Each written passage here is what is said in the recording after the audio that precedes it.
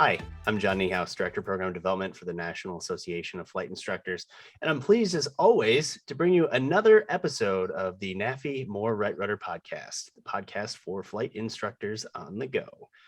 And today, our podcast is actually brought to you by a good friend of mine and her company, Advancing Aviation. Now, Kimberly Dawn, she actually runs this program. You've probably heard of her before. She has plenty of instructional videos on a lot of the social media platforms.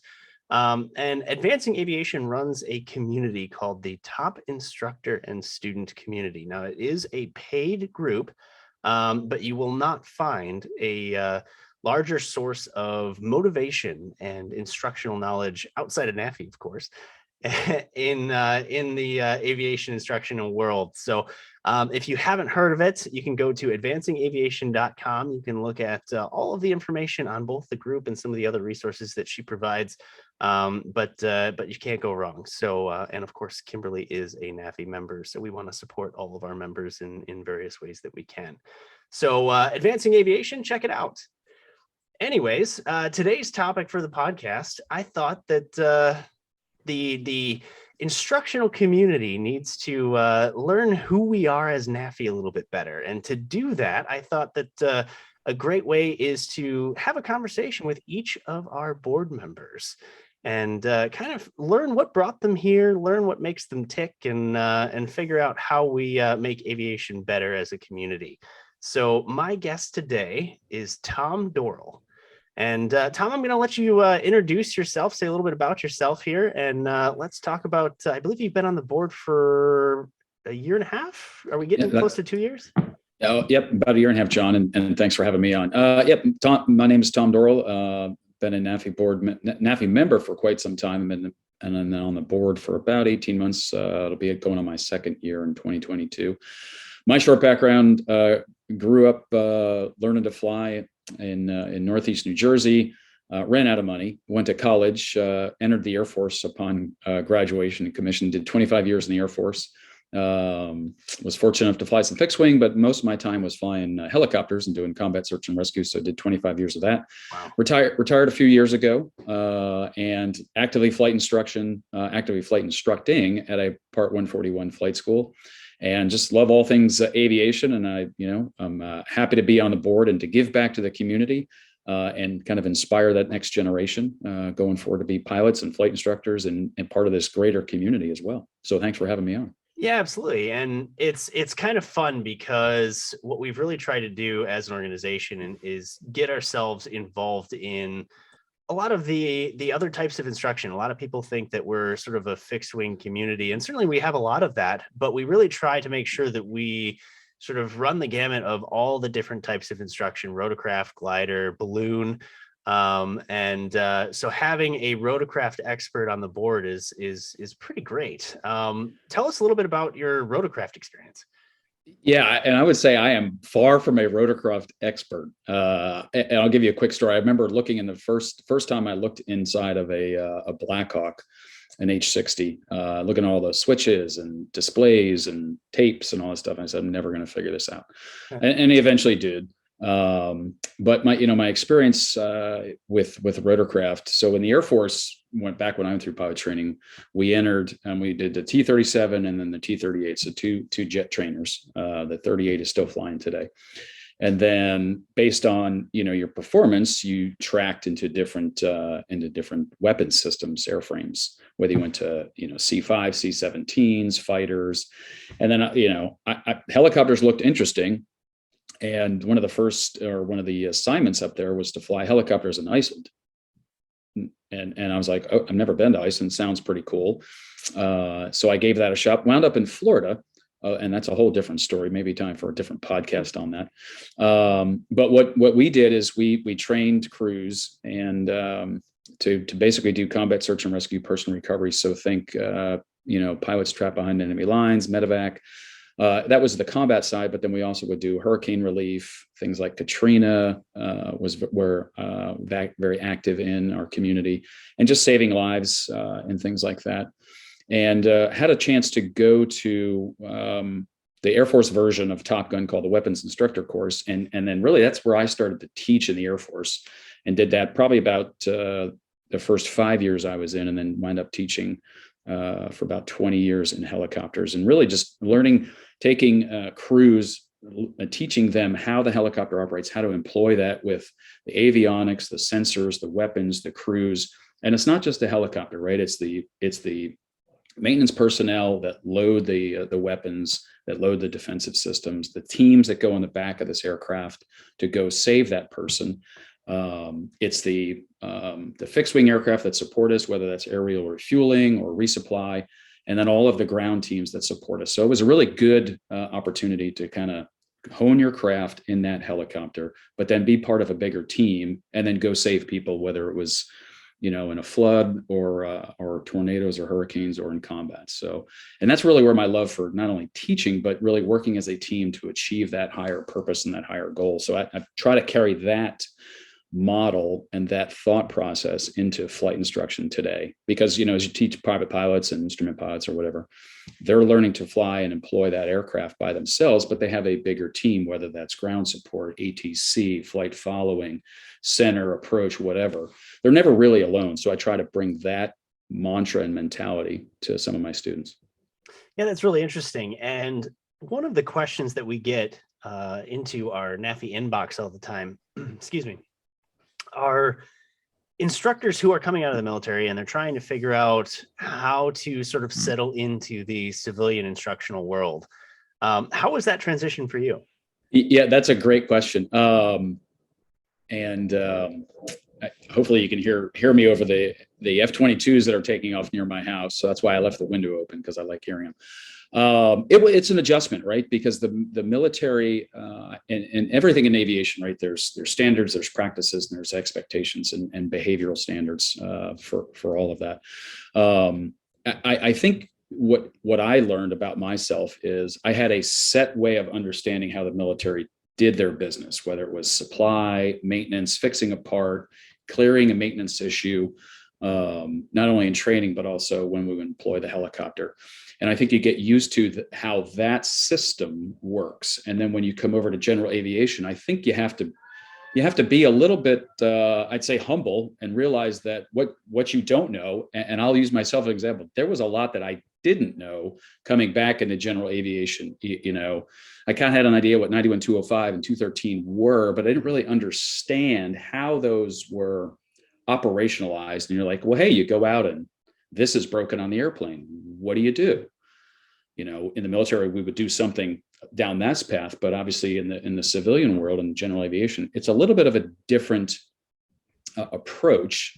Some of the concepts are the same, but what you can do, and I think what I learned is you take that judgment, that safety awareness, that risk management, decision making, and airmanship, frankly, and you take all of that skill set that you learned in the military. And not to say that military was better than general aviation or vice versa, but the mechanics are still the same, but you have to learn the rules. You have to essentially understand that you don't know everything. And flying a C-5 or a helicopter or an F-16 is not the same as hopping in a 172 or an Aero or a Seminole or a Baron or Cirrus. And I'd say the last thing I would say is I had to learn to listen to the experts, whether that was the crusty old flight instructor hanging out at the FBO, or sometimes even the 25-year-old flight instructor who has been doing that for 500-600 hours. And so we had a really good symbiotic relationship. I taught him things and her things, and they taught me things. And so that's what I enjoyed about it. Well, and that's a really interesting point, because to your 91-205, it's arguably almost even harder, because when you think about the military, when you think about 121 or 135, you do have a set path and you do have requirements and regulations, and you've got people watching to make sure that you're doing it correctly. In Part 91, you're your own keeper. You know, you have to uphold the pressure on yourself to make sure that you are doing the correct thing, because I mean, there's always that little devil on your shoulder going, no one's going to find out. But you've got to make sure that you hold yourself to that standard. And that can be even more difficult than when somebody is actually telling you what to do. Yeah, that's a good point, because, back to the military discussion is, we would have a whole system and a process going, hey, the hydraulic pressure regulator is broken or it's not putting out what it needs to. Okay, well, we can, there's a certain tolerance, you can take it, or whatever the example is. And you had a crew of maintainers, right? And then you had your leadership in your flying unit, and then you had volumes of books, technical orders to go, okay, this is what it does. And then sometimes in general aviation, you're right, you may be on your solo cross country or on your commercial cross country, or I've got a student right now who's doing his long cross country for his commercial. I'm kind of watching out of the corner of my eye as he flies on his, on his legs and stuff like that. And I said, okay, text me if they have any problems. But you're right, is that you have to know those rules and go, it took off right after, or it broke right after I took off, not before I took off. And so understanding how that system works, but then also realizing that the student is not alone, right? You've got a phone call, you've got text, you've got Google, this really cool thing called the internet, which you can do a lot of research. And then really it's teaching that and promoting that safety and judgment and airmanship. Yeah, because that has to start from the beginning. If you don't teach a student all of those things right out of the gate, then it's going to be very difficult to impress upon them how important that is after the fact. That's right.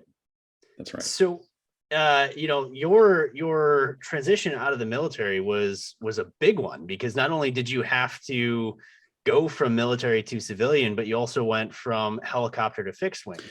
So adding that transition on top, how did that initially go?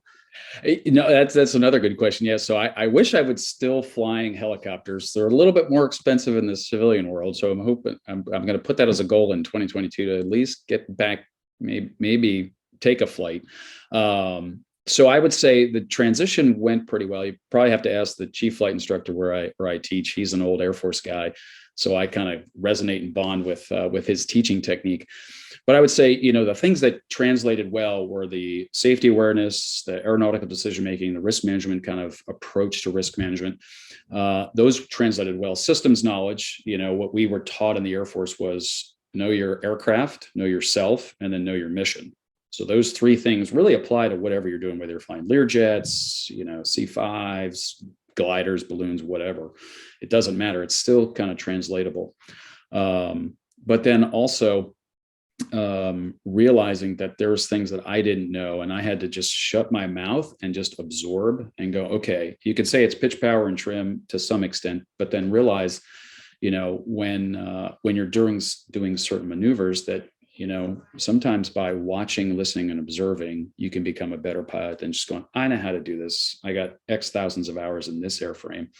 And so I try to take that with me, but then also, challenge myself to understand what the systems are doing. And it's very simple in a 172, but if you don't know what the system does and when it doesn't work, how that kind of path to remedy that situation, or when you do a maneuver, it does affect it. And I think the last thing is, in the military, we had very much of a go mentality. Like, we will do this mission because somebody's life depends on it, whatever, et cetera. In the GA world, I had to kind of recalibrate my thought process of what go meant. Because every flight, at least in flight instruction, it's all voluntary, right? There's no one saying you got to go. Most of the time, you will go today. It doesn't matter if the weather or the winds are close to the SOP limits or the aircraft limits. Just get out there and make us money. And I think that was an adjustment. And I try and convey that to some of my students who are either transitioning from the military, or they want to get their tickets or go to the airlines. And I said, it's not better or worse. It's just a different world. Yeah. And just realizing that you just have to learn that there's different things, and some of them are better and some of them are not so better. Well, and it's funny because one of my favorite quotes of all time, and those that have listened to the various things I've been a part of have heard me say this multiple times, but it's worth repeating. Bob Mader, chairman and now soon to be former chairman of NAFI, one of the things he told me, I want to say it was within the first year that I had met him. We were talking about something, and he goes, hang on a second. Pull out your checklist. I don't care what airplane it is. Pull out your checklist. Okay. He goes, show me where the emergency takeoff checklist is. Okay. Hang on a second. There is no emergency takeoff checklist. He goes, I know there is no reason why you should take off without considering the risks and without considering that it's optional. There's no reason to put yourself in a bad situation before you even have a chance to start.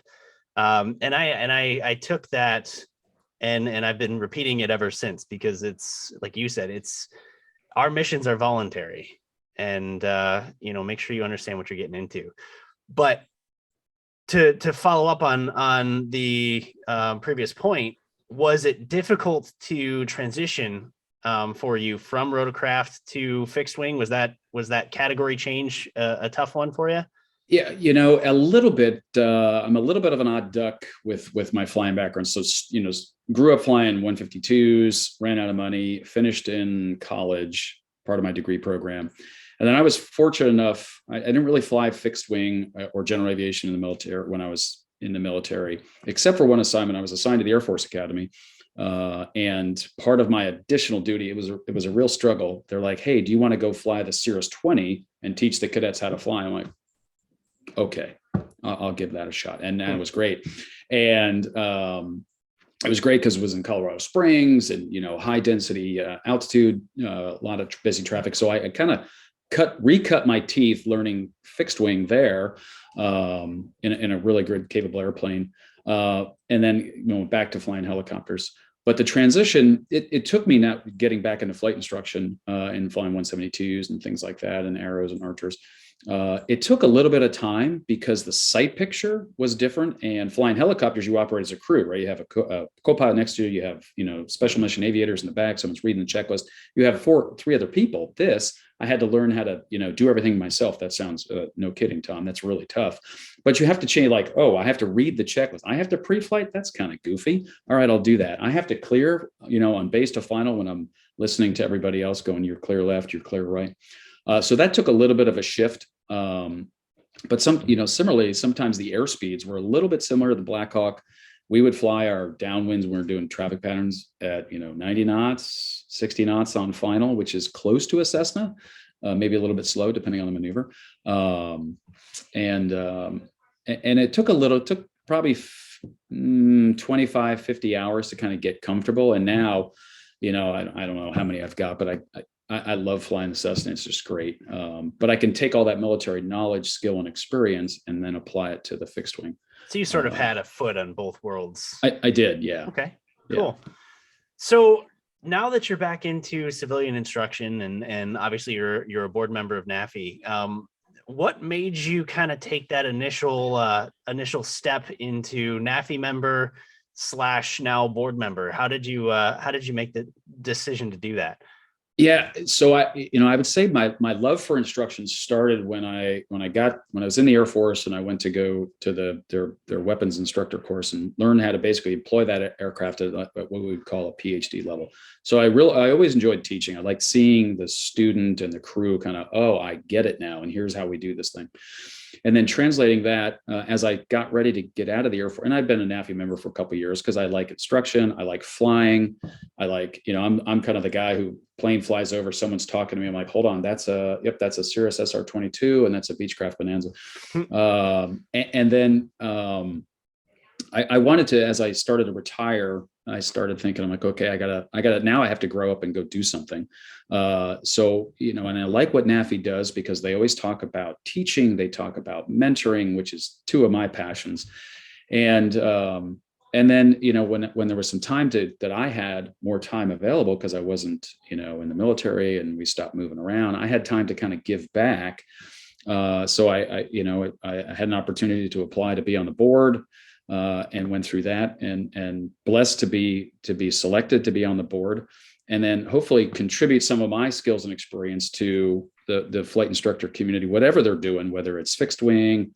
I know nothing about balloons, which is cool. I'm fascinated by of how they operate gliders. Now we've got the SIGs, the special interest groups, and just taking some of that experience and not only trying to contribute, but also absorbing what the rest of the larger community has, both students and instructors, and just trying to improve every day and helping out people who want to achieve their dreams. And because I think also, I can't remember who said it, and I'm probably not going to get the quote correctly, but I think we all remember who our first instructor was. Mm-hmm. And I think that resonates really well. I mean, my first instructor was an 06 who was flying. He was an old Vietnam guy, and my dad's like, go fly with him. I didn't know who he really was because I was kind of a dopey teenager. But then when I started to realize, I'm like, oh, this is this guy. And he was a very large man who would just, put his hand on the yoke of the 152. He's like, why don't you understand this plane? I'm like, I don't know. I have like 2 hours in it, sir. and he would tell me stories about his combat experience. So that was good. And that resonated with me. But I think, just giving back and an opportunity to serve in the general aviation community, which I've come to rediscover and really enjoy.